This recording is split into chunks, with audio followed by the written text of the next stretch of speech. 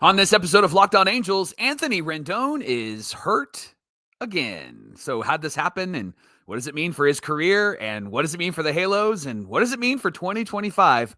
We've got all your answers. It's time to get locked on with Mike and John, and this is Locked On Angels.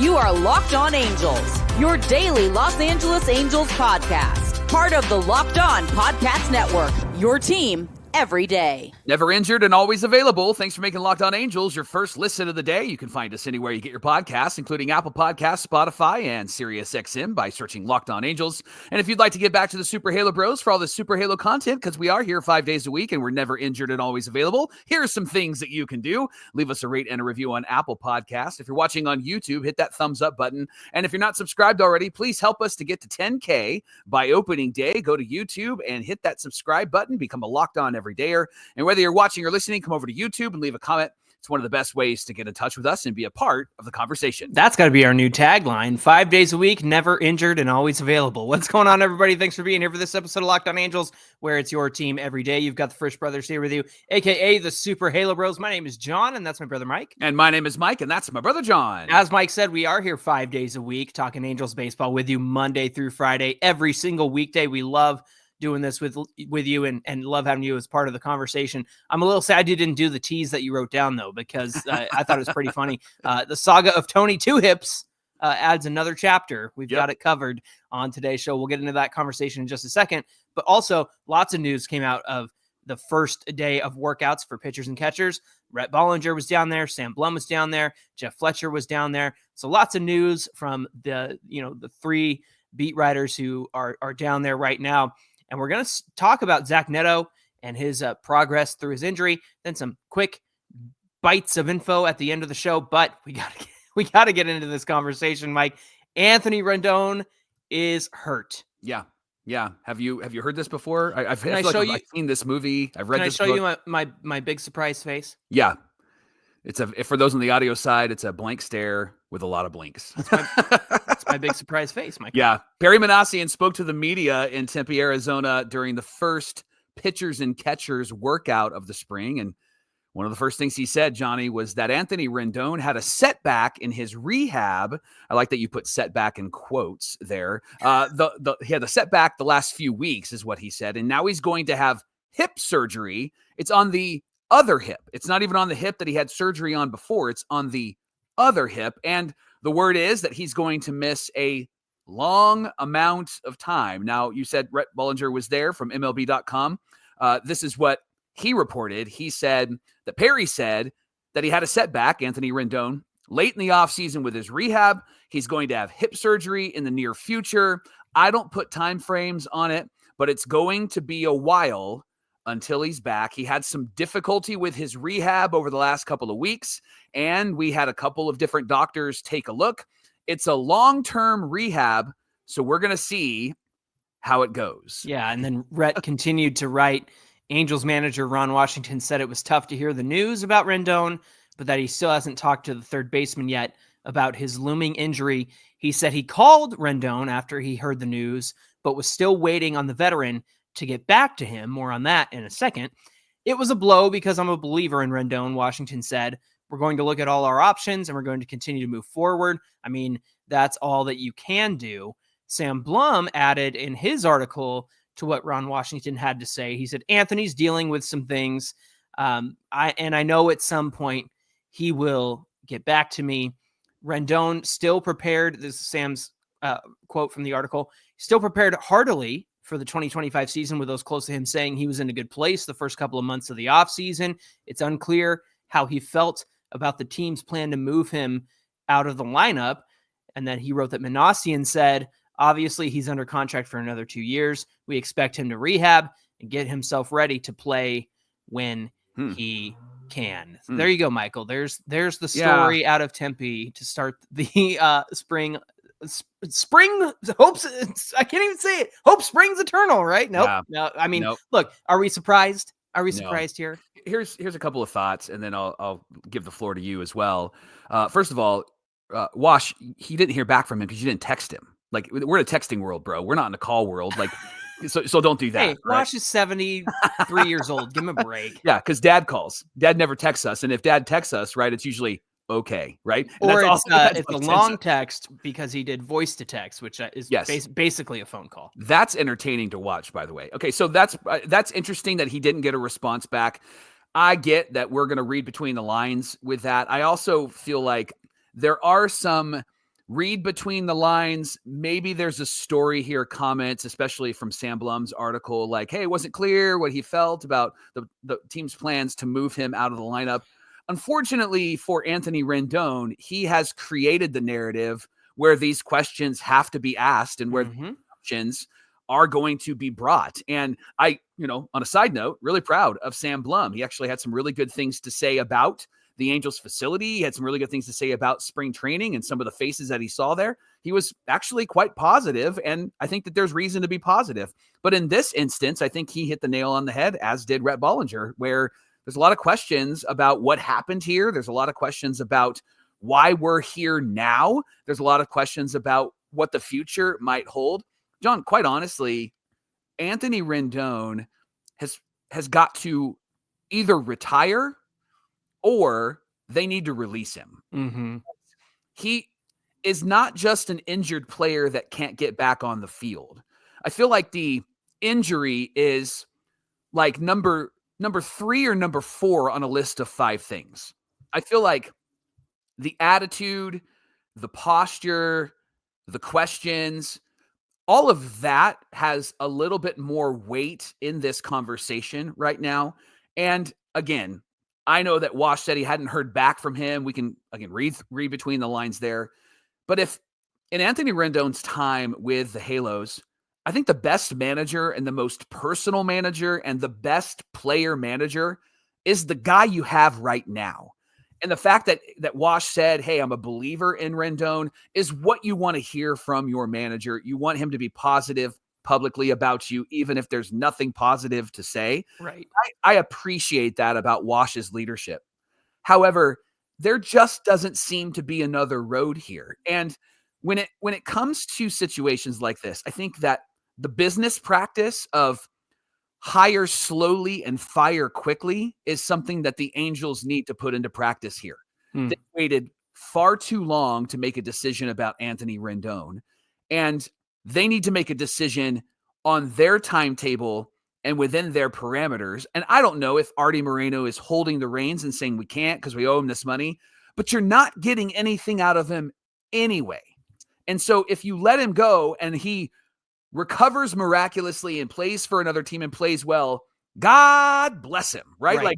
Like that is fine because he has done nothing, absolutely nothing for your team. And so that kind of culminates my thoughts on this. I feel bad for the guy because he's been so injured and he's not an old player. He's only 34, right? Yeah. But I feel bad for the guy in that context, but there's a lot of layers to this.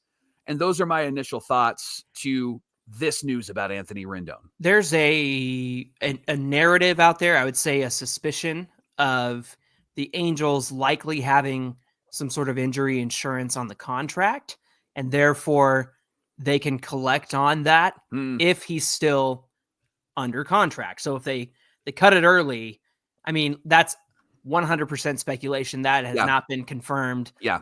But it's a question that's out there in terms of, is this why he's still around? That would be the only reason why you would hang on to him. Because if you can collect some of the money back, right, you're not going to be able to get rid of the contract. Honestly, that would be a smart reason to hang on to him because you want to get some of that money back. But even if that's the case, John, I wouldn't have him around. It just feels like a bad apple that spoils the whole bunch, right? Like it's not a good situation. Well, he's not going to be around this year, so we're going to be better off. Right. So yeah. Here's my thing. I feel like everybody's kind of thinking the same thing. What have you been doing all off season? Because if I can just read between the lines for a second, Mike, and again, I'm going to put on my tinfoil hat. Last year, all the talk at the beginning of spring training, like you said, all these disruptions and attitudes and things like that was his comments on the Jack Vita podcast about faith, family, and then baseball being his priorities, saying like baseball's not a priority. It's under these two things. And we all went, okay, fine. We get that. Faith, family, then baseball. But more than that, he has said in the past that he doesn't want to be, immobile or unable to play with his kids once he retires. So is it too much of a reach to say that he didn't get surgery when he had all off season to do it, because then he would be recovering all off season essentially and not able to, do Christmas and all that stuff? I mean, that's pure speculation, but come on, like, give me a break. Like, I understand, the word is, he had a setback in the last few weeks of his rehab. Rehab? What are we talking about? He had no bleach strain to end the season. It wasn't a hip thing at all. And so it's just like, where does all this come from? It just drives me insane, because with Anthony Rendon, it's never a straight answer. It's never a clear path forward. It's always like, well, I have a shin bruise. Actually, it's broken, but the Angels say it's a shin bruise. And then Perry Manassian's got to bring in doctors to evaluate Rendon, their own doctors. And it's like, there's no trust there. Yeah. There's absolutely no trust between the bone bruise thing and the broken shin, and Perry Manassian saying they had doctors check him too. There's absolutely zero trust there. And I think that the Angels have good reason to believe in I should say they have good reason to not have trust. Because I mean, you think about, you had all offseason to do this, and again, there's a setback. The timeline makes sense for what it is, but come on, really? And I look at the words that he's spoken in the past. I look at the things he says, and I go, I don't know about that. And I feel like a lot of other people feel like that too. And then I know you made a joke out of it, but like, don't ghost your manager. Yeah, but Mike, you're in charge of an organization, and you call to reach out to somebody. You're in charge, right? You would expect a call in a timely manner, but like, Rendon's got to be going through his own demons of like, can I even play again? Is it even worth it? Should I retire? And at this point, you got to retire, bro. Yeah. It's just not worth it anymore. Like, the headache that you are to the team, and the headache that baseball is to you and your body. How is this even worth it anymore? You have made millions upon millions. You will be set for life. Jared Weaver was a much better Angel than you were, and he took a discount because he said, how much money do I need? I just want to take care of my family for the rest of my life. But I think the big question here is, Mike, worst Angels contract ever, right? Yeah, and I would say that it's the worst Angels contract, not just because of the injuries, Johnny. I would say it's the worst Angels contract because he's somebody that just has been a headache for this team. He's been a distraction for this team. And you can't necessarily say that the Angels could have anticipated this, because he was a pretty active player and had a really great 2019. And John, he had a really great 2020. Yeah. Like, he had a really great 2020. But there seems to be a shift into neutral and a lack of trust over the last few years. And I'm glad that you brought that up, because the way that these guys are talking to each other, it feels like a divorced couple trying to figure out what to do with their kids. And about each other as well. And I know like people have been talking about like, Gary Matthews Jr. was terrible. Sure, he was terrible, but like at least he showed up, right? Albert Pujols didn't have any feet under him, 2 years in. That's because he was 56 when he was playing the last game, right? And then even Josh Hamilton, who, relapsed and did some awful things. There was no empathy from the Angels side, I guess you could say, in terms of like, because they were ticked off that he relapsed. It's like, well, he had a problem and you signed him anyway, and now you're mad that the problem came back. It's just silly to me. But Mike, I guess my frustration here, and I'll end on this. I feel like you and I have had my empathy is exhausted for Anthony Rendon. We have been talking about this since we started this or I shouldn't say start, but since we took over Locked On Angels 4 years ago, and we're still talking about it. And my empathy has run dry, because I understand you can't help injuries. You can't help this and that, but it's the way he carries himself that is so frustrating to fans. It's frustrating to people like you and me who do shows like this. It's just frustrating. It's like, can we just have a straight answer? Can we just get on the same page? I think that's the biggest problem here of all. And my empathy has run dry because nobody can get on the same page. And he has not made it easy on anyone when it comes to his injuries. Hey, thanks for making Locked On Angels your first listen of the day. That's it for the Anthony Rendon conversation. And hopefully we don't have to think about it for at least a few months because it doesn't sound like he's coming back this season. But somebody who we are excited about is Zach Neto, and we're going to get into what he had to say down in Tempe, Arizona in just a minute. Gosh, the Angels stress me out. You know what helps, Johnny?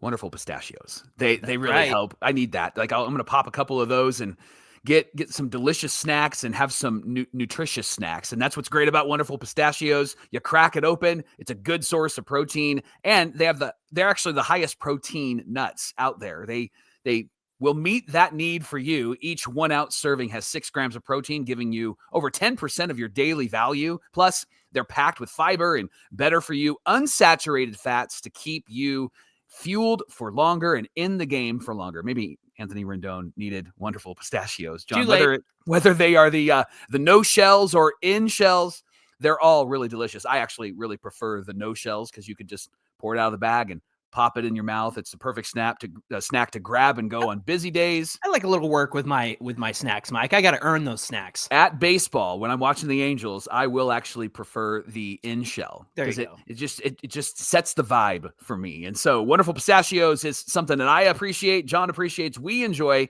and you can too. Get snackin' and crackin' with the snack that packs the protein punch. Visit wonderfulpistachios.com to learn more.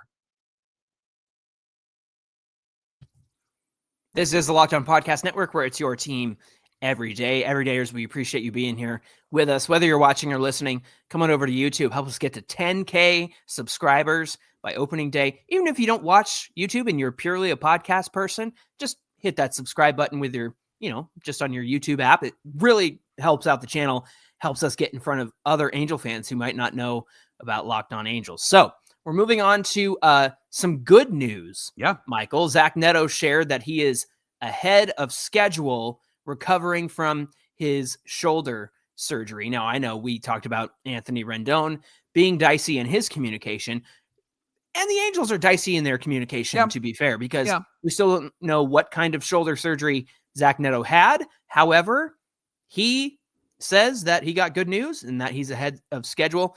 Jeff Fletcher of the Orange County Register shared what Neto had to say and about his decision to get surgery. He said, Neto said, I thought I would be able to come back from it, hopefully avoiding surgery. Everything felt pretty good until the last week of the season. He said it started not feeling so great. Then he went to see a doctor in LA, and they both agreed to go into surgery and get it done. Then Perry Manassian spoke on it, and he said he's an important part of this team.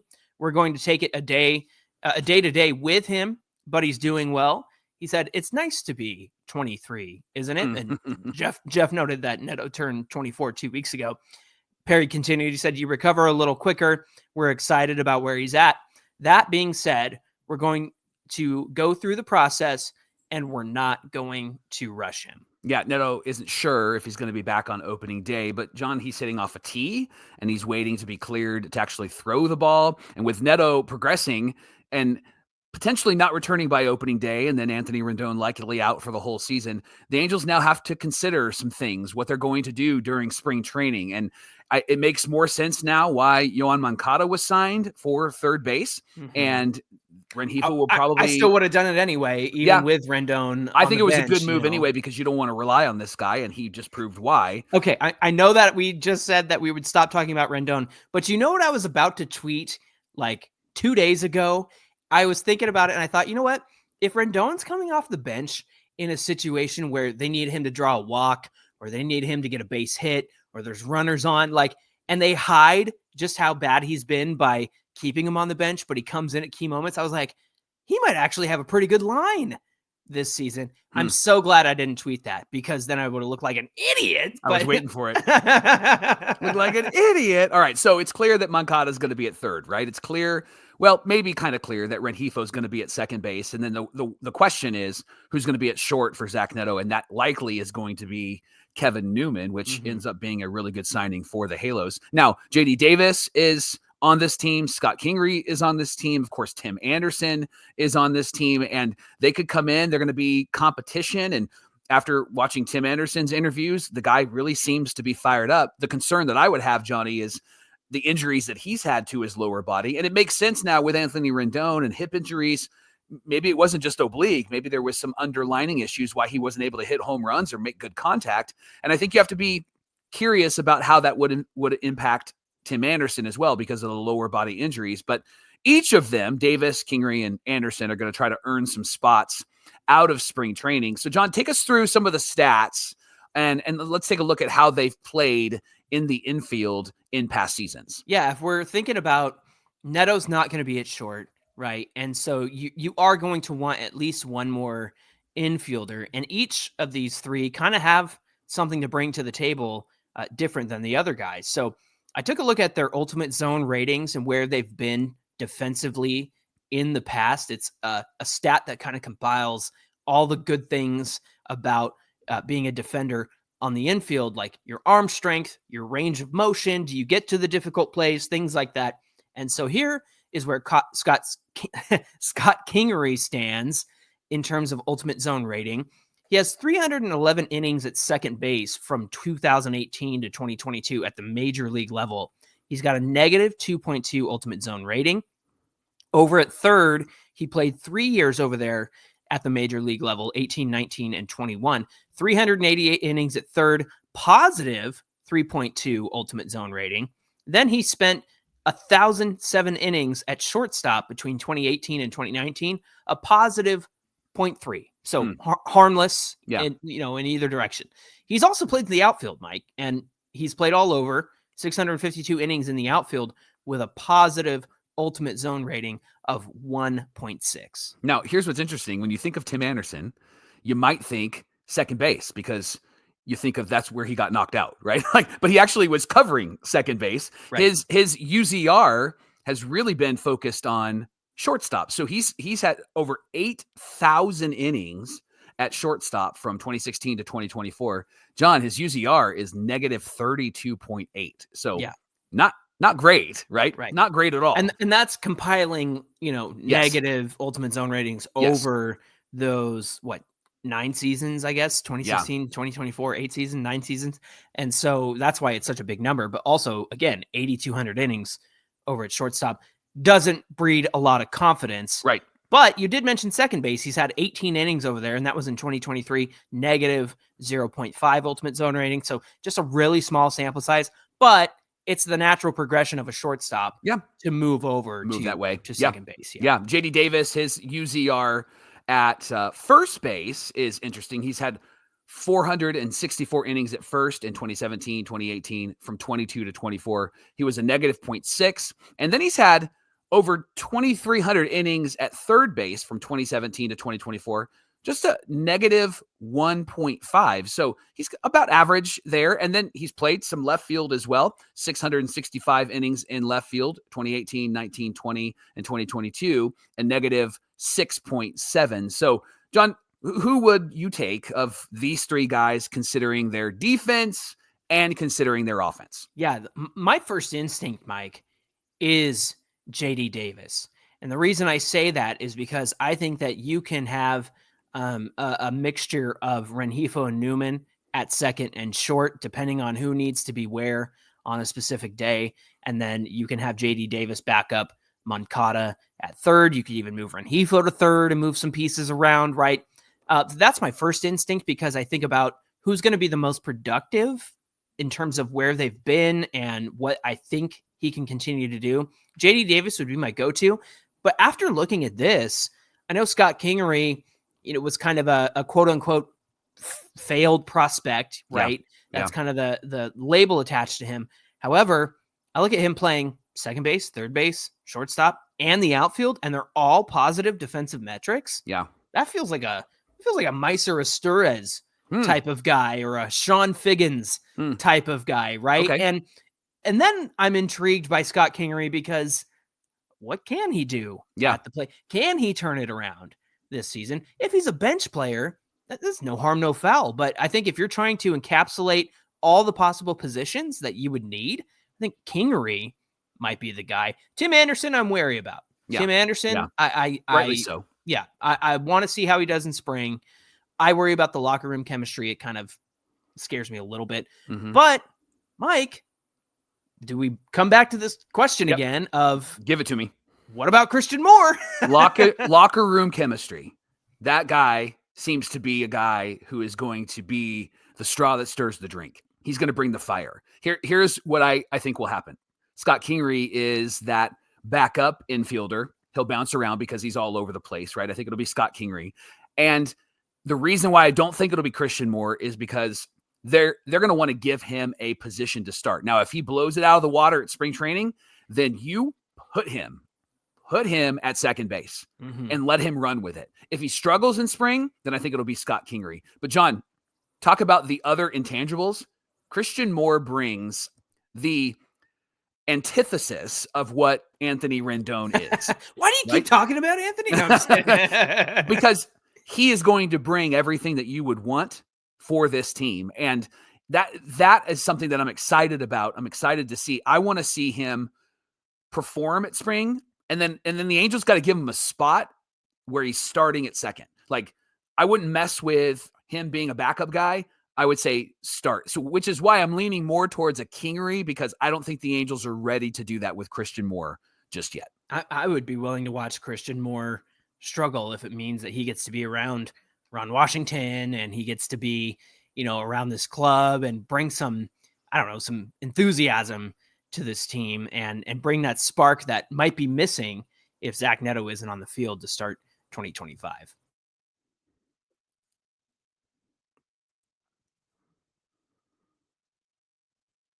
All right, Johnny. Jeff Fletcher said in his article, had a couple of extra little interesting tidbits, news and notes from the first day of workouts at spring training. He mentioned Robert Stevenson. He's still recovering from Tommy John surgery. Threw off the mound for the first time on Wednesday. That's good news. About 6 to 8 weeks away from facing hitters.